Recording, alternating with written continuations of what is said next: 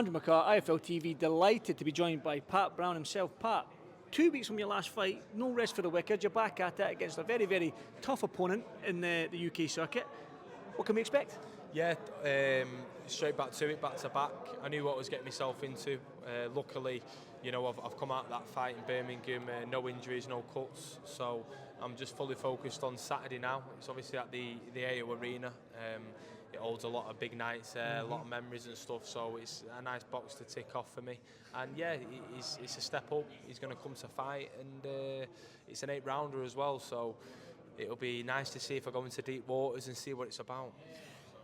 You talk about deep waters there, but you know yourself, you've been in the pro game maybe 6 months now. I think you signed your contract 6 or 7 months ago. How long ago it was now? You know what fans are like, you know what we guys at the media are like. We're going to look at Lewis Oakfield and be like, oh, he's fought Alois. Yeah. Oh, Alois got him out in 3 rounds. Oh, Pat Brown's fighting him. Oh, you know what they're going to be. Do you feel pressure in the fact that you might have to perform better than Alois, or fans start talking? Do you feel anything like that? Styles make fights, and you know, comparison is the thief of joy. So I'm not that bothered what people think. As long as I get the W and I move on to the next, that's all that matters to me. And that's what will happen. Whether that's a points victory or I knock him out, I don't know. I don't go looking for it. So I kind of I put blinkers on, and I don't really look at stuff like that, to be fair. Well, the way you're boxing right now, you're a fan-friendly style, it's safe to say. And you say you don't go looking for the knockout, but the way you put your punches together, it almost seems like it's inevitable that you might get the knockout, or you will get the knockout. Yeah. Do you see Lewis Oakfield, you mentioned it's your first 8-rounder, do you want the rounds, or do you feel like if the chance comes, I want to take him out? Yeah, if the chance comes, don't get me wrong, I'll take him out. That's with any man. Once I get him hurt, I'm all over him like a rash. I ain't going to leave him alone. But that's not me saying I'm going to go out recklessly. You know, I know he's going to be a good operator, and people will see a different Pat Brown Saturday if he makes it that way. Because you know, people are saying my defence isn't very good and all that, but they're just skimming off my head. They're not big shots. No one's ever seen me, you know, get a shot like on me chin proper. Because I won't let that happen in terms of like deliberately. Yeah. But this Saturday I'm going to be on the ball, and I know he's a dangerous fighter. So yeah, we'll see what he brings, and it's one of them. I just embrace whatever it is when I go in the ring, just whatever mood I'm in.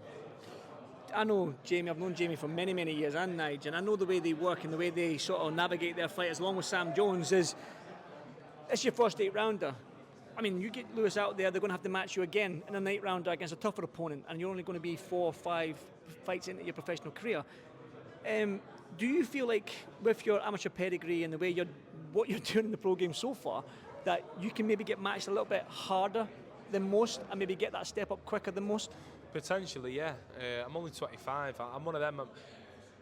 If Jamie and Nige thinks, yeah, this is the right fight for you, I trust with what they say. It's their job, and my job is to get there and get the job done. So I'm not one of them where I call people. I'm not one of them where, you know, I'm not going to bite off too much that I can't chew. I'm sensible. I know, you know, many fighters, they take too much of a leap, which I think Harlem Eubank's done personally. But I was going to come on to that. Yeah, but it's just about getting managed right and correctly. I think Lewis Oakfield's a right time for me now. And yeah, I'm only going to learn from this, and whatever way the fight goes, it's going to be entertaining. And I'm going to take a hard segue left here, and I mean, you might have to go through Jake Paul now to get a world title shot. Have you thought about that? Not really, no, but you know what, a few people have been mentioning this, and fair play to him. Like, a lot of people give him stick, but the amount of eyes that are on him, and you know, it's only, I know Chavez Jr., he wasn't active, he's not in his prime, he's kind of been retired, but at the end of the day, he's been in there with Canelo, he's a former world champion, and the pressure he would have had for that fight, he harnessed it, and he's shown professionalism, and fair play to him. I've not actually watched the fight, I've watched like little clips here and there, but he lives the life of a boxer, and you just got to give credit where it's due. You know, not many people can do what he's doing, so fair play to him. Can I counter that with a question then, Pat? Right, you started boxing at a young age, I'd imagine. You went through the amateur scene, you went to the Olympics, you've decided to turn pro. You're getting the right fights to build your career to get to that dream of becoming a world champion. Jake Paul has fought nearly 6-year-old Mike Tyson in his last fight. He's fought a 40-year-old Chavez, who's, let's be honest, we all know his problems outside of the ring as well, and he's just been dropped in the top 14 and top Yeah. 15 in WBC. You're doing it the hard way. Yeah. He's just been dropped down. I'm not saying there's no slight slam on of Jake, course, the governing yeah. bodies maybe. Yeah. What's your thoughts on that? It's business. Boxing's the pro game is business, and he makes a lot of money. He gives a lot of money to these organisations. So why wouldn't they do that? And in terms of, do I feel, am I envy? Am I jealous? No, because there's no. If you're going to get a world title, if you're going to get a title, you have to do it the hard way. Otherwise, you're going to get found out. And it sounds all good and dandy now, him being in the top 14 and 15, but sooner or later there'll come a point where he'll have to show what he's about and if he's got it in his locker or not. And that's the way I look at it. You can't cheat this game. Sooner or later you're going to get found out if you've not got it in you. So that's my sort of mindset on it. That being said, would you fight him? I would fight him. Yeah, of course I would. Yeah. I'll fight. Like, if he's in You'll get my paid. way, You'll get paid. If he's in my way, obviously I'll fight him. But this is the thing though. Like, I would never say I would fight him ages ago because it was a bit of a gimmick and stuff, wasn't it? Whereas now, like, this is where I'm saying, like, fair play to him. Like, he's getting in there, and I know these fighters aren't $1 million, and they've been and done and gone, but he's still getting in there, and he's doing a job, isn't he? And he's training hard and stuff. So, yeah.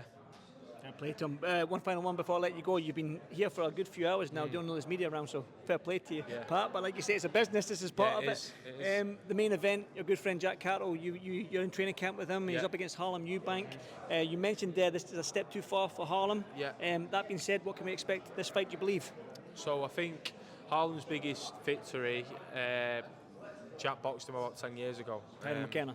Yeah, and I just think Jack is a true professional. I think he was a bit too active, burnt the candle at both ends and stuff like that. But in terms of him, don't matter how much money he gets, don't matter what people say about him, blowing smoke up his arse and all that. He's a true family man. He's down to earth, and his eyes is on the prize all the time. He's a true professional. He's someone who you look at and go, that's how you live the life. That's what you do in the boxing ring. He doesn't take much punishment. He's fresh, he's sharp, and I think he's leaped too far. And I'm not just saying that because Jack's my stable mate. That's really the truth of the matter. But he's a great athlete, Harlem. He's powerful, he's fast, and I'm not saying it's going to be a walk in the park for Jack, but I do think, later in the rounds and the experience, Jack will pull through. Definitely. I'm looking forward to it. I'm looking forward to Thank your you fight as very well, much. Pat. Go and enjoy the rest of the day, and thanks Cheers. very much. Thank you, mate. Nice Thank you. one.